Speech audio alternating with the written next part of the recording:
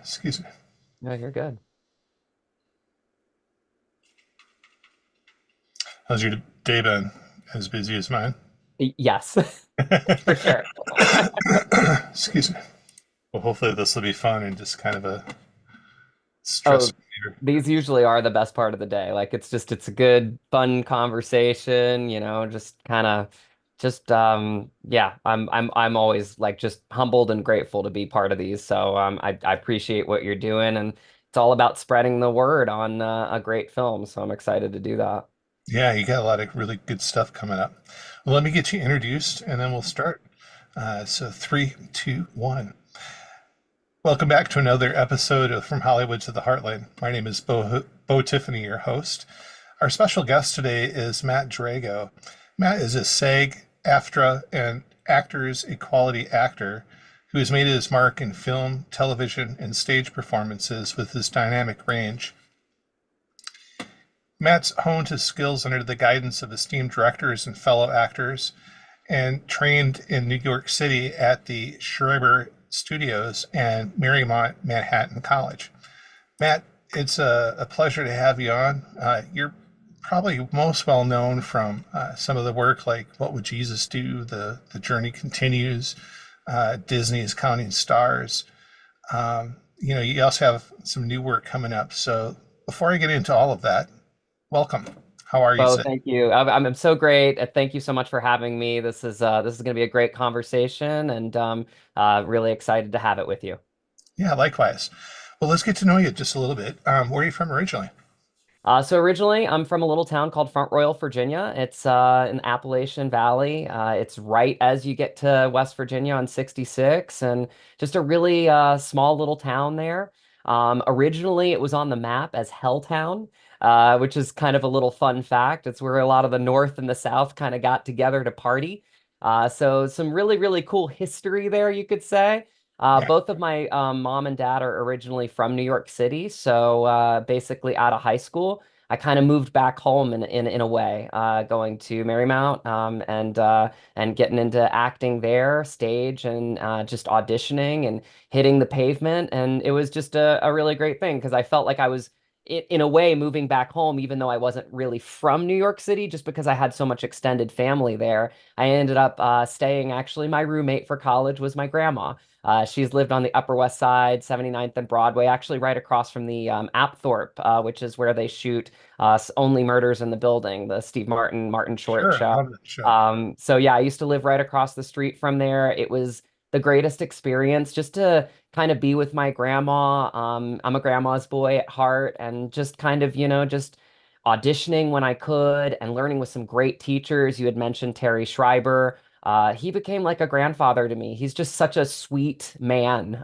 He really loves it out of you, which has always kind of been my approach to acting, is just people that you can really trust and grow with. And I got to study with him for years while I was in New York City, and he just kind of brought a lot of wonderful things out of me, and actually was one of the reasons I gave LA a shot. He brought me into his office. A really great conversation that still resonates with me to this day is that he kind of said, because I was really close to a couple Broadway gigs, he was like, maybe you should try LA, give LA a shot, and that's a pretty beautiful thing for someone that you're paying to be in their class, right? To basically say, I want what's best for you. And it's always great to try different venues, and I can see that you're into film, and I can see that you're into TV, and you have this theater background, and why not just try it? And my girlfriend at the time, now my lovely wife, Laura, we just packed up the car, literally packed up our two apartments, which were both on the Upper West Side on 79th Street and Broadway and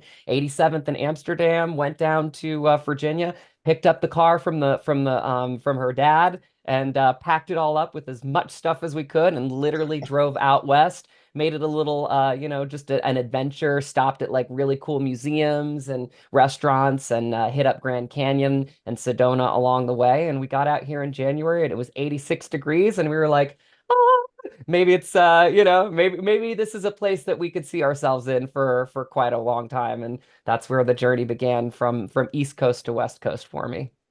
Well, that's great. Let me ask you, what bit your acting bug, or what bit you with the acting bug? Yeah, that's a great question. I honestly, I can't remember a time where I didn't have it. That's the honest truth. I think I grew up just my creativity, my imagination ran wild, and Professional performer. uh, yeah, as far as I can remember, it was all about telling stories. I think it's just the most fascinating art form. At least it really captured me because I felt like I was able to experience different characters and a little bit, more about myself, right? As a human, right? We're here for a limited amount of time, and I felt like it broadened my scope and how I was able to assess things and look at things from different perspectives. And I can't remember, like I said, a time that I didn't love acting. I can remember even as a kid, like, not needing a lot of toys, like just having my own imagination and a couple good friends growing up, whether it was like Tyler, Joey, Dwayne, and we just kind of like create little scenarios. And I felt like I was the ringleader of that because I just loved creating. And that's just kind of what's manifested to me today. That's awesome. It's typically is a journey. What was the door that kind of opened the crack for you to explore this venue of your life? Sure.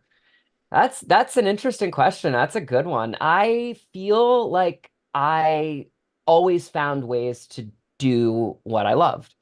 It started at a community theater in Warrenton, Virginia, Fauquier Community Theater, a little place called The Loft. Did a lot of shows there. Branched out to Riverside Dinner Theater in Fredericksburg. That was my first paid gig, so you can imagine me as a kid, like, making money while I was in high school. I got to wait tables. I couldn't serve the drinks yet, but I could make a little money on the side and get to perform the same night. So just had a lot of support there. I did a couple kid shows there. My first show there was Auntie Mame. I played Little Patrick. Then I played Mowgli in the Jungle Book and Hansel and Gretel, and a lot of singing as well. Because I love to sing. Kind of got the musical theater bug hit early for me as well. So I just found ways to do it. And in Virginia, there really wasn't a lot of film, which has actually changed. There are more and more films going to Richmond, Virginia, and that's really exciting. That's is part of actually another question that I'm sure we'll talk about is bringing, my next step is to bring a film to Virginia. It's like full circle for me and my wife because we're originally from there. But it really just kind of manifested, in that way where, theater, regional theater, and then the next step was going to college. And I was lucky enough to, get pretty much almost a full ride to Marymount Manhattan College. Worked with some incredible teachers there. Kevin Connell, just a beautiful person, a friend, just some really, really great acting teachers that just kind of helped me and guided me along in my journey as an actor and really brought me to where I am today because it really is a team sport. I learned that more and more in life, not just with acting, but really as far as acting goes in my world, you want to find people that really can, for me, love it out of you. You hear acting teachers sometimes have like the break you down approach. I've always kind of been the Terry Schreiber, the Larry Moss, the lover of actors. Those are the types of people for me that I gravitate towards because you can just see it in their eyes. They love acting. They Right. love the craft of acting. And for me, it just motivates me to bring my best self to whatever role that I'm doing. So that's basically how I just caught the bug, kept finding ways to do it, made it to New York, and then out to LA. I love it because some of what you said aligns with some of the casts that we've had. It's that diversification, getting yourself into every opportunity and learning the craft as you're going and filling any roles that you could possibly get into as it helps you grow and also diversify. It led to opportunities, right? Yes, exactly. I mean, it's as I continue to build my career, it's always a blessing to get a role because it's such a marker on your life and your own journey and your legacy. I look at it from a much deeper perspective, now than I did probably in my 20s or my teens, where it was a booking or whatever it was. For me, it's part of the story that I hope to tell. And people do it's a collaboration. I think that's like a thing that goes missed in a lot of forward-facing people that see actors as they see people on the red carpet, and that's fun. That's the party. But the real gift of being an actor is really just being around people that are building something together. I mean, I don't really spend much time in the trailer when I'm on set. I love as long as they're not working hard, I love to like learn about different people's crafts, because there's so many people, especially the crew that make films great, and so I feel like if I can learn something from a lighting designer or a sound tech or, whatever it is, I'm just so fascinated because the cool part about film is everybody's kind of a master of their own craft. Hmm. And, I always say this jokingly. I feel like the actors are kind of like the last piece, but we're not in many ways, I think that the foundation that makes films great are all of the people around you. And the actors, we get a lot of credit, sometimes too much. I got to be honest, because a lot of the times, like these shots that the crew creates and the way that they do it and the way that they make you, a direction and the words and like all of this stuff, like sometimes it's impossible for anybody that just loves the craft of acting as much as I do to not just be immersed in a world that's created around you and just kind of if you're in it and you love it, like all you have to do is kind of say the words and the magic happens. That's actually a famous Anthony Hopkins quote. And it's a great one, actually, because he says, say the words. But what he means by that, and a lot of actors know this, is he's done so much work. I mean, he is a technical genius in terms of, making little decisions, little judgments about things, creating relationships with everything in the room, everything with the different characters. I mean, he's greatness, right? And a lot of times what happens if you create all of that for yourself as an actor, all that is left is to say the words. And the exciting thing about that is you don't even know what's going to happen at that point. And that's really that's the craft of acting. I love it. You explained that in a way that I haven't heard yet, and I love it. It's so right on. Um, one of the things that you've put yourself into are some collaboratives, which looking from the outside in, I wonder if they're faith based. So, what would Jesus do? The journey continues. Counting stars, prophets of science fiction. Are you looking for roles that align more with uh, your moral compass and what works for you? Honestly, no. I really love a challenge. I love and this is the cool part about it is I feel like when you get a role, you just try to take all of the pieces of you that you can bring to that role. That's really your job at the end of the day as an actor.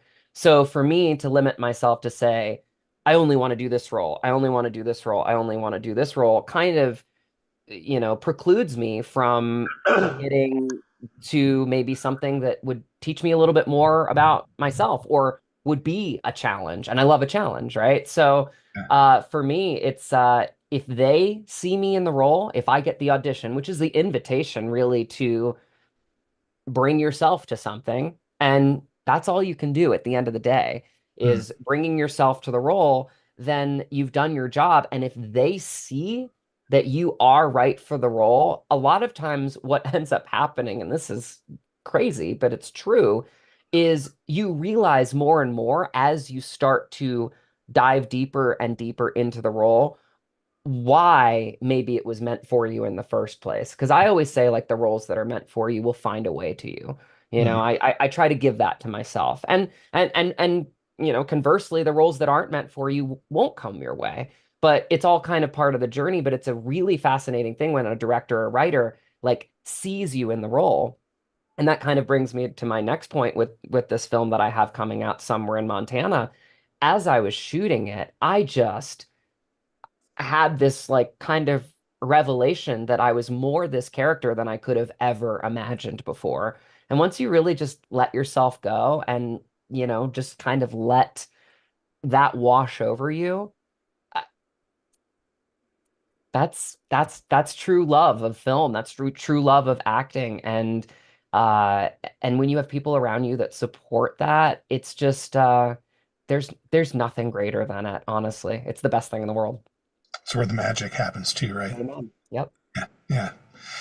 So you mentioned your latest work, Somewhere in Montana, set to be released in 2025, right? January 10th, 2025. Hoping to get into theaters right around that date. Yeah.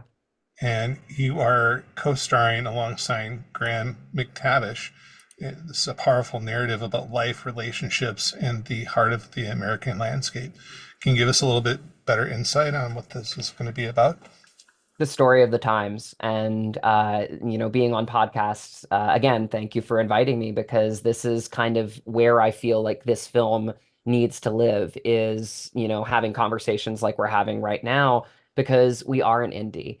And the way that indies survive in this world where you've got big budget films, and who's going to pay their $20 to go see Somewhere in Montana, as opposed to the next big film, right? Big budget film. Or so for us, it's about really leaning in on this really powerful story that Brandon Smith created. And the story really goes to where we're at. And honestly, it couldn't be a better time really to be talking about it, as we enter an election, as we feel the pressure of that. This story is about a West Coast director, me, and a Montana rancher. And we do find in this society that we tend to cancel each other as quickly as possible, based on a very little understanding of the person that we're even talking to. Yeah. And Graham and I'm so grateful for Graham, because he is a pro's pro. He really was part of that collaboration with me.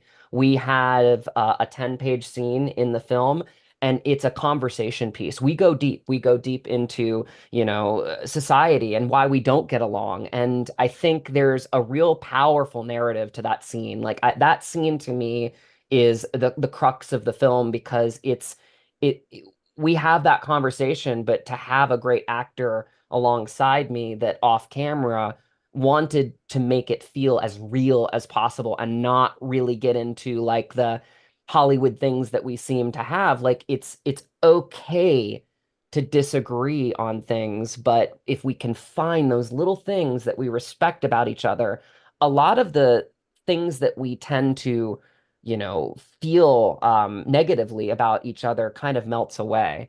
And so I feel like that is kind of the crux of the story. I don't want to give too much away, but it's the idea of it is that I'm going to shoot a legacy film, my character Fabian Verdugo, and I can't find a location that works for me.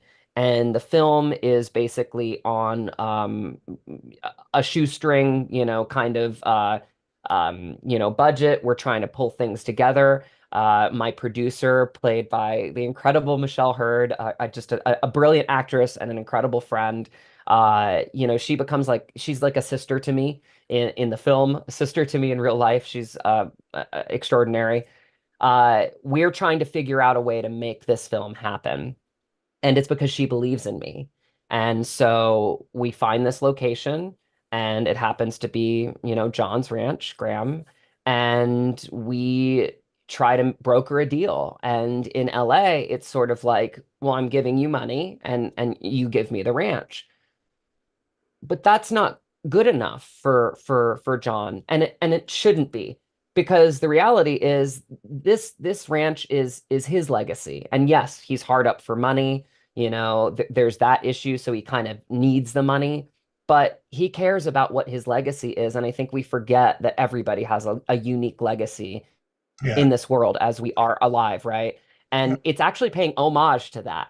And I think I realized that in totality as I was filming it. It was the most extraordinary experience, because I would be filming this and be in the town that it was about, and realizing how much everybody was kind of part of this legacy. Like the whole town gave us this mystical energy to tell this story because it was about them. And, when have you ever heard a story about Polson, Montana? Well, now you've got one, and I think that's a really, really powerful thing to hopefully attract people. Because I always say that this film is about those 2-minute conversations, hook two or three friends to tell their friends to tell their friends, and it all starts with conversations like this. I can't be more proud of this film because I think it's what I've always dreamed of doing as an actor is telling stories that matter, that make you walk out of that movie theater and be like, yeah, I need to be a little bit better if I don't disagree with that, one person about that. Like maybe I can be a little bit more open to them as a person. And I hope people walk out of there just being like, let me give a little grace to people. Let's in this very tenuous time in our country's history and in the world's history, frankly, let's try to lead with grace because I always say it, but I think respect is the highest form of love, and that is what this movie is all about. I love it. Yeah, we need that in this day and age, and it's the ripples in the water, and that's one of the things that I coin a lot. What I do with my own podcast and my own endeavors, the ripples in the water.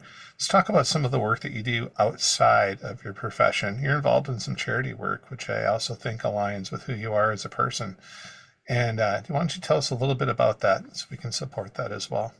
Yeah, I've done a lot of local charity work. I live in Santa Clarita, California. It's a wonderful community up here.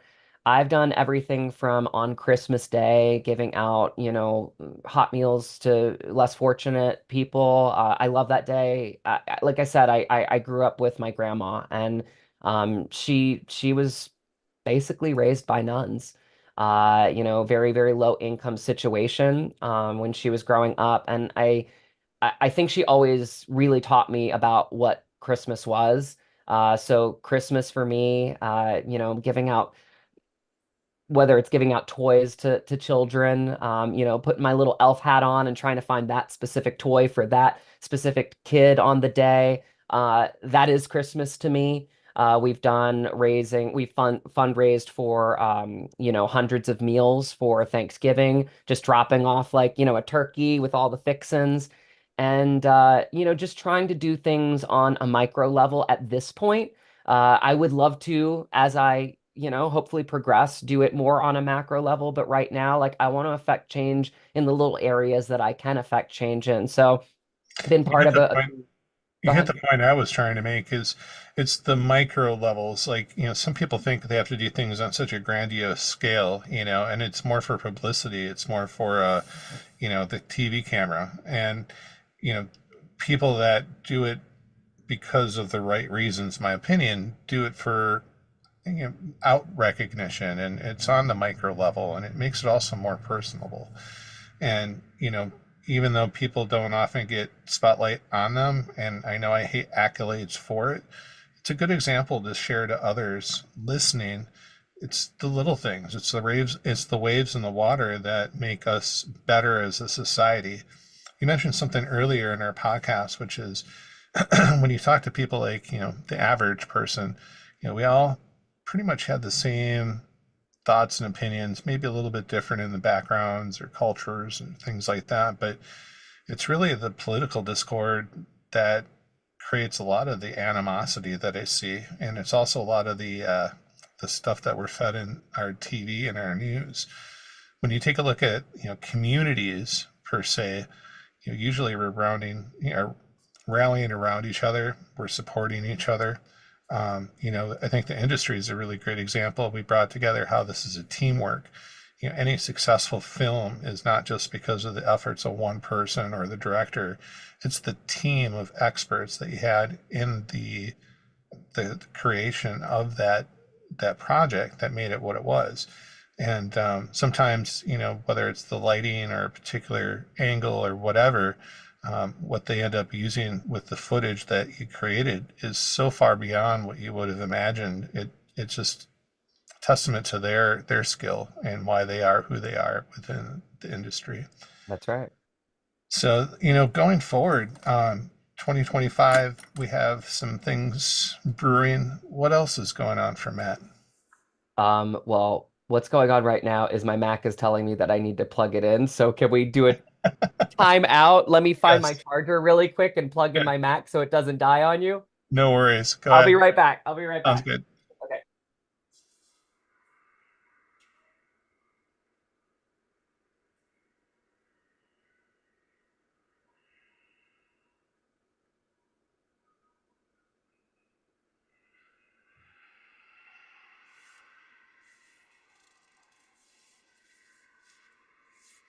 Well, guys, I hope you are having a good time. If you have any questions, please feel free to leave them in the comment section.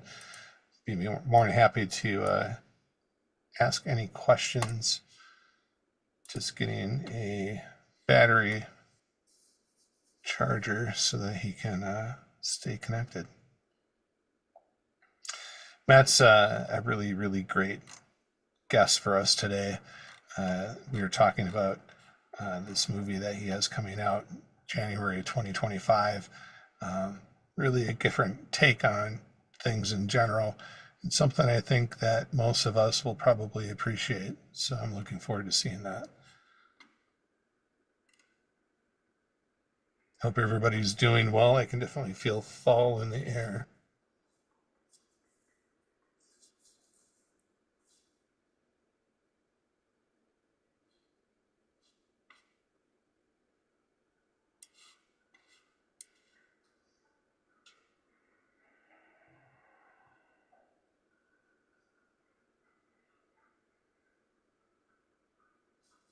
Plug this in. There you go. I love it when my Mac's telling, uh-oh, that wouldn't have been good. All right, we have power. Yay. All right. Last live stream, I had to do an update. My audio through Universal Audio, it was just doubling, and it didn't matter what I did. So I had to do an update, which took care of it. But yeah, technology is friend and foe. Depends. Amen to that. Amen to that. Yeah, I really appreciate you bringing up the charity work because I don't really broadcast it. I just do it. It's not about me. It's about who I'm helping at the end of the day. Mm. But thank you for bringing that up. I appreciate that because I do like to help people on a micro level. I like to feel like I'm getting the rewards by seeing those little kids' faces or serving them some food or I like that part of it. Hmm. And yes, I mean there has to be a part of it where you do advertise it to a certain extent. I hope that people are doing it for the right reasons, right? You advertise it to hope to do it again, right? That's really the reality of it, or should be the reality of it. But Right. yes, people do it in a way that's disingenuous, and then they're not really doing it for the right reasons. So thank you Well, for looking that up. Yeah. yeah. The reason that I brought it up is in my community, small town called Sheboygan in Wisconsin. Oh, nice. We have a group called the Pay It Forward group. So people can't ask for money, but people donate their time or they donate various things to help other people in the community. It's one of those things that was started by someone just like yourselves doing individual good. People started recognizing, asking how they could help. And so he created a Facebook page, and now there's 7, 8,000 people that help. And he doesn't even necessarily lead it per se. I mean, don't get me wrong, he does, but all these other people step in and do a lot of the work and communicate and facilitate all of that. So it's just, I think each community can borrow from that, and especially when people like to give. So our podcast is usually about an hour. We have about 25 minutes left. We can talk about anything. I pretty much hit your beginnings, the middle, the future. Tell me a little bit about you. What do you like to do? Uh, I mean, I really do. Anytime I can be creative, anytime I can talk about being creative, like with you right now is a joy for me. my other side of my life is that I'm a realtor in Los Angeles. So you could say it's a tricky market, right? You could say that. I work with eXp Realty at the Nate Butcher Group in Santa Clarita, and I work all over LA. I've taken listings. People don't know this, but LA is one of the biggest counties. It's the biggest county in the country. And so you can have a listing in Little Rock, which I did, and one in Torrance at the same time. They can be 4 or 5 hours apart from each other. So it's a crazy, crazy county. Just everything from beach to mountain to out in the middle of the desert, you name it, we've got it. And it's a very complex industry, but I'm really grateful to, just be kind of doing it in a team environment right now because it gives me a real foundation. It gives me a lot of value for my clients. And for me, it's about funding the dream. My next step is producing my first film with my wife. She's a writer. We have a production company called Dragon Hunter Productions. Hmm. Her maiden name was Hunter. And so Drago and Hunter, Dragon Hunter Productions made sense. Um, You we guys have got a powerful names. I love it. Yeah, it's actually when she's an actress as well. She says that she's not anymore, that she's just a writer, but she's still an actress. She went to Tisch, NYU. She's phenomenal. But she's gotten more into the writing side of things, and it's really kind of become an even better collaboration that we even used to have when we were actors and like, oh, you've got that audition from our agent. Da, da, da, da. It was like silly stuff, right? Now I feel like we are collaborating on a level where we're more interested in what we can create together Hmm. because I don't have the skill set that she does in writing. She doesn't want to act. I feel like because I'm a realtor, a lot of it really is kind of like producing. It's selling your skills, your project, right? Hmm. And I'm realizing more and more, like we've talked about extensively so far, is that you really do need to build a team. And so much of the love and joy that I feel like I'm getting now out of acting is the collaboration part of it. It's Yeah. like, sure, I love acting. That the craft of that is a bug that's never going away. But I really love the part of it where I'm collaborating. And so we really are trying to budget our first feature film from this little town that we're from. And I'll give you a really cool story about how we met. So, Terry Schreiber's studio in Chelsea on 26th Street, fifth floor. We were in an acting class together with Peter and Diane Miner. They were the, directors of One Life to Live, and they were just a really wonderful couple. We were both kind of branching out into film and TV acting. So we took their class. Well, she had taken it 2 times before, so she missed the first class, and I was paired with another girl in class, Elizabeth, who we became really good friends with. And afterwards, I talked to Peter and I said, "Oh, so you want me to get together with Elizabeth and blah blah?" And he was like, "Oh, no, no, no. Your scene partner is Laura. She wasn't here today, but just get together with her, run the scene, and da da da." So I invite her over to Grandma's apartment on 79th and Broadway. She opens the door. Didn't even think about it at this point because I hadn't really looked at the call sheet. And I just remember her coming in. I'm fiddling for the call sheet and the script, and we did a scene from Say Anything.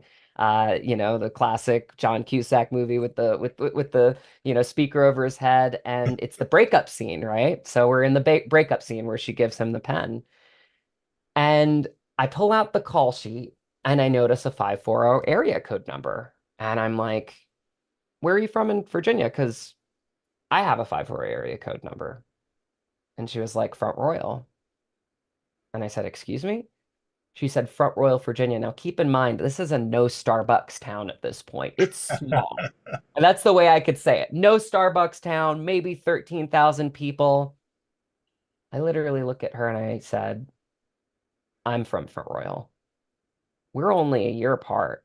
And I said, and she was like, at that point, a New Yorker, she was kind of like, get out of here. I'm like, no, no, no, seriously. My dad's the karate guy across from the Main Street Cinema, and I know this person, I know this person. Well, what do you do? And she was like, well, my family owns the Apple House, which is like a small country store right off the interstate that only somebody in that area would know. And I said, look at my dresser. There were 3 things on my dresser on 79th Street and Broadway that had the Apple House label on them. And so, in typical Matt Drago fashion, I said, well, we've already gotten the breakup out of the way. Are you ready to go out on a date? And that's how we met. That's how we met. That is that's pimping. Yeah, right? That's destiny. I half expected a grandma to have set it up. What a great story. And the world is a small place. For as large as it truly is small. It I've been on is. vacation across the world and bumped into people I went to high school with. It was like, whoa.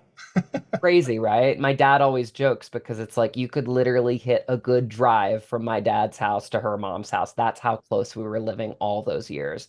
And we Wow. still like look for pictures where like maybe one of us is in the background of, some like because there's only a few restaurants you could go to, but she happened to go to the high school one town over and I went to the high school one town over. So we were kind of like in different, orbits of people. Hmm. And ironically, even when we went to New York City, she almost went to Marymount. I almost went to NYU, and we both went to the opposite. So it just like we kept missing each other. And then we're in this 12-person acting class. And of those 12 people, we're paired together, and we find out we're literally 3 blocks away from each other in a small Virginia town. And that is the town that she wrote this story about Christmas in Helltown. Helton. We called it Helton, but it's from Royal Virginia was originally called Helltown, so Helton, right? And it's just this beautiful story. Again, I think I caught the bug by being this character in somewhere in Montana, where now I want to tell my legacy pieces. And luckily, I have an incredibly talented wife who is writing these beautiful scripts. We've got a couple podcasts out already. And it's just kind of the natural progression for us to dive deep in our first film. We've been taking Sundance producing classes together, and it's just all part of like this need to create, and need to tell human stories, right? Because we're up against a lot with technology right now, and we really want to make our motto or our what we want out of our production companies. We want to give voice to the communities in this country that feel like they don't have a voice. We've seen a lot of New York movies, we've seen a lot of LA movies, Chicago, right? Nothing wrong with that, but we want to really try to find little stories that are specific to those communities and give them a voice because I think that's really what's happening with our society in general is people don't feel heard anymore, right? There's so much noise. So Absolutely. so that's The I think noise is overpowering, and I mean, people that try to escape it, that's a normal thing that you hear. Oh, I just need to escape the noise and the chaos. And having one of the things about the Heartland, especially, we don't have that as much.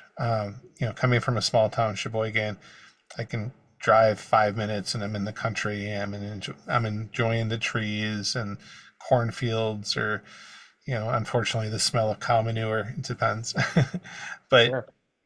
where you know places like Milwaukee or Chicago or larger cities, you're stuck in a cement jungle, Yeah. and it's Yeah. difficult. So yeah, I can appreciate that 100%. I will say, even with this film, I feel like that's a big part of it too, is the reality that like I think about it all the time, right? Because I'm from a little town in Virginia. So it's like I have that backstory. But my whole adult life, I've lived in two of the biggest cities in the world, New York City and LA. And it's so complex and it becomes part of your everyday thing, but you feel in some ways that not that you lose a part of yourself, but you get wired in a different way. Hmm. And that was one of the most extraordinary things about shooting this film in Montana was every day, like, and I can't remember a time that I've done this in my adult life. I would get up, I'd get my coffee, and I just look at Flathead Lake for an hour and just reflect. And I just felt like at peace Yeah. and I felt whole and I felt like back to basics and almost like everything was melting away because there are great things about living in New York City. There are great things about living in LA, but it's complicated. Make no mistake about that. It's a more complicated life. And I think that's what's really cool about the opportunity I had with Somewhere in Montana is I got to tell a story that kind of brought me back. Yeah. One of the things that we focus on from Hollywood to the Heartland is you don't have to be in LA. You went to LA pursuing that dream, But since the pandemic, there's been a push to get out of LA. And so other places have taken up, anything from Tulsa to, Tucson, New York, I think around Alabama, I want to say Alabama, is that right? Atlanta, Yeah. someplace. So there's several areas that have, started to expand. Mhm. People, once they get out of LA and they realize that you can buy a really nice house for $200,000 versus 2 million, Mhm. that's an eye opener. Yeah. Yep. um, with all that said, having just filmed this Montana movie, have you had any discussions about decompressing, maybe getting out of the city, maybe exploring that lifestyle, but still being able to stay in the industry? Is that an appealing thing to you? I just want to tell your listeners that we've never talked before, but you just told me something that, yes, has been a big topic for my wife and I recently. Um, Damn, I feel like we already know each other. It, we have had that conversation. Um, there is still a hub to this industry that I believe exists in LA, and California life is great in many ways. Absolutely. But I do think that more and more what we're seeing in this industry is films are going to go where they can go and thrive and happen. Because if it can't happen here because of the budget and it still can happen elsewhere, people will find a way. Artists will always find a way to create. Yeah. It's not an if, it's a how. It's a need. It's not a want. Yep. And I think that when you have people like Laura and I that now have always been, but now creating and more so collaborating and creating our team of people and bringing people into our orbit, yeah, it's a very easy conversation to have, especially when now, as a realtor too. Yes, I know how much my place is worth here, and I know what I could do with that money, right? Hmm. So we haven't quite made that leap yet, but it's definitely a conversation. I think we are wanting to see kind of what happens with my film. We are lucky enough to where she is winning awards for her scripts now. She just won Austin Film Festival's best podcast script last year. Oh, She excellent. she's now Congratulations. up to 5 scripts. She's writing like crazy. There are actors and actresses that are specifically reaching out to her to write for them. So It's getting it's exciting. it's so exciting. There's so much going on that we almost don't have time to go there. But yeah, Bo, we've had that conversation. And I think it's a great conversation to have because I think when you have someone in your life like I do, and I'm so grateful for not only the relationship, but the collaboration that we naturally have with each other in art. It's something so wonderful that we can have those conversations and it becomes like okay, how do we make it work? And it can change, right? Within the week, the month, the year, but we try to give ourselves like little, okay, well, what happens if this happens? What happens if this happens? I do know the one thing that we are specifically wanting to do is bring more film to Virginia. I think Mm. Virginia is a wonderful state to create films. And one thing that Sundance will tell you is built-ins. Built-ins are people that are willing to donate their time. Time is so valuable, right? We're all so busy, we can't even handle it sometimes.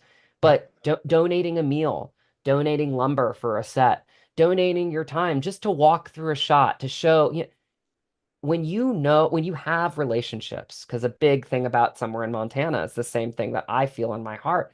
It's people that matter in life, not things, people. And people are the things that make film happen, right? You need people. And I do think that the people that I have these backstories with are in Virginia. Those are the people that would sacrifice, that would donate, that would really support my dream because what I love about film is I don't look at it like a film is for me. I feel like it's for everybody.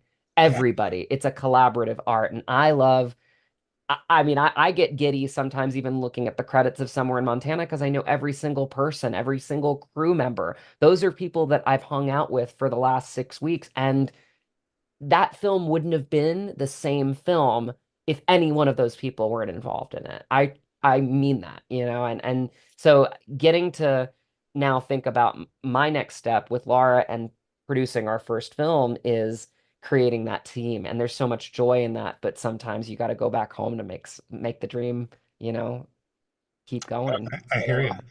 The thing that makes it special for you is that you have a partner. Yes. She shares that same vision, but comes to the table with a different set of skills, but complements the skill sets that you have. So the art that you can create from that, in my opinion, is going to be mind blowing. I think that this is where you should be. You are where you need to be, and you're with the person that you're meant to be with. And how lucky are you? Yeah, I'm incredibly lucky. I know that. I mean, and you're right, speaking to the collaboration of it, it's cool. I love being the first person that gets to read her scripts. And I love the way that she wants me to read them. She wants me to read them as an actor. Does this make sense? Is there really motivation there? Does that relationship make sense? Do you think we could do this and this? And so it's very, very cool to collaborate with somebody that you love. Hmm. It really is. It's extraordinary because we both really want the same thing. Yeah. And and it's getting to those difficult decisions of how to make the film happen. And I just feel like I've gotten to the point in my life and my career where, listen, if the film needed to cut out a scene and I was in it, I would do it for the grade of the film. It's about the art. It's about how the story is best showcased. And I just think that I've never been more ready for that chapter, but I'm only ready for it because I have her. Yeah. So, yeah. That's great. At this time of the show, I usually try to shake the tree for some insight, but we've been shaking that tree this whole That's episode. right. Yes, The we thing I have. ask for is just to share a story, something that really stuck out to you and maybe was a monumental moment in your career. Yeah. I'll just go back to getting this part as Fabian Verdugo. It comes back to people, and this is a really great story. So, one of my friends, Zuzu, and Kyle, a wonderful couple. They used to work at my restaurant. I used to work at a steak restaurant in Valencia, Larson's Steakhouse, and I just have always been my natural kind of response to things is that you should just help people. You should just if they're good people, help them.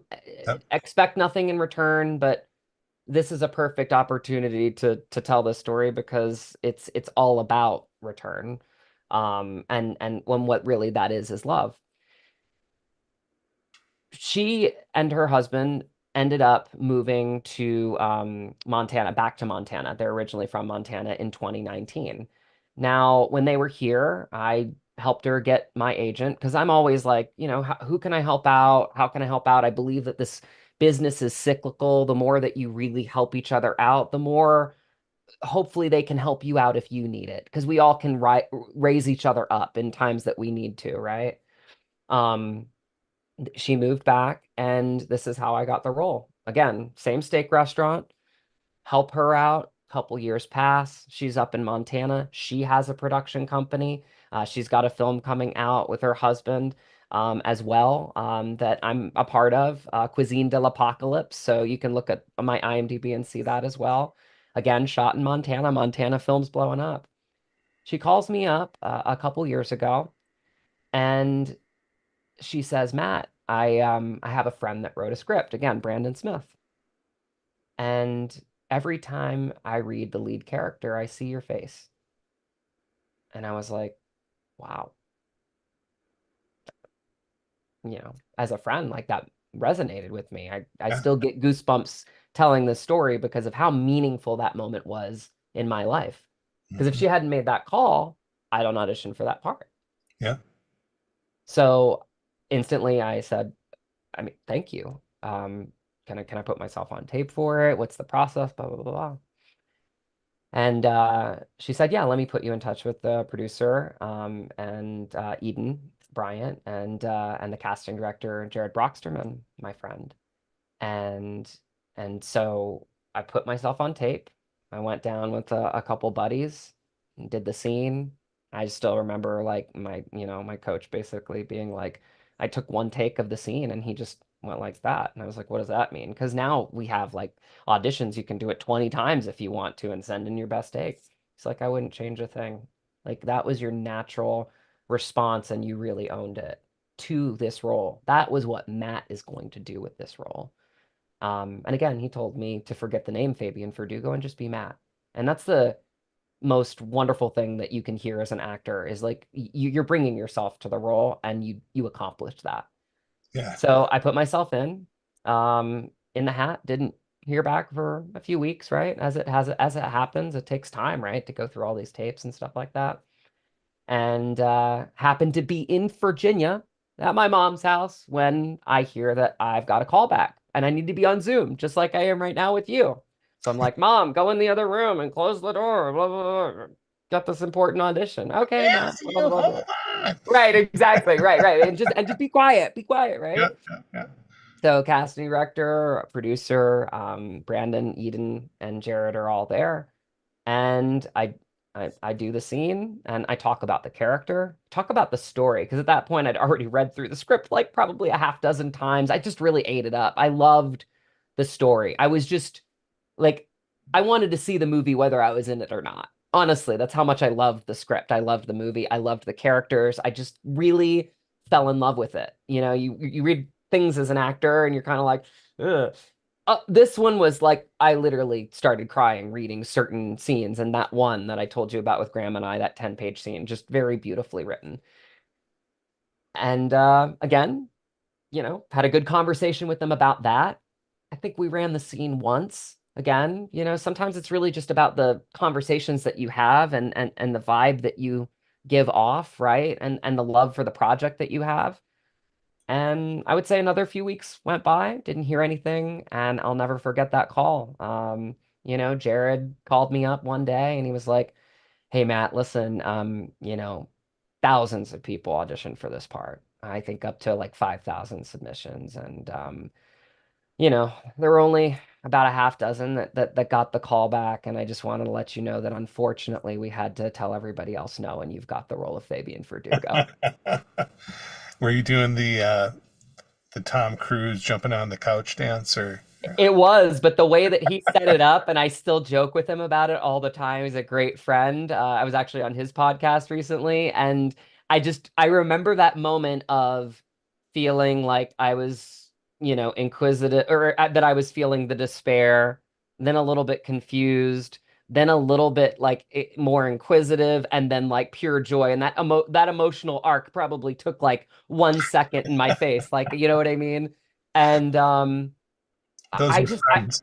yeah, right, exactly, exactly. I just honestly felt so humbled and grateful. I knew Mhm. some of the actors that wanted that part, and for Brandon and him to take a shot on, because again, I think unfortunately, when you feel like you haven't broken through yet, or you haven't gotten that big role or whatever, you have this feeling that they're just going to go for a name.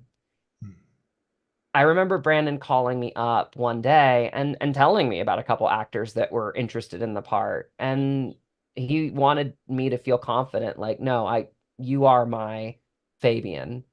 And the night that I wrapped on that film, it was the hardest thing to do, to know that I was never going to do any of those scenes ever again, to know that like I had given my all to the project. Because again, that's basically where your job as an actor ends, right?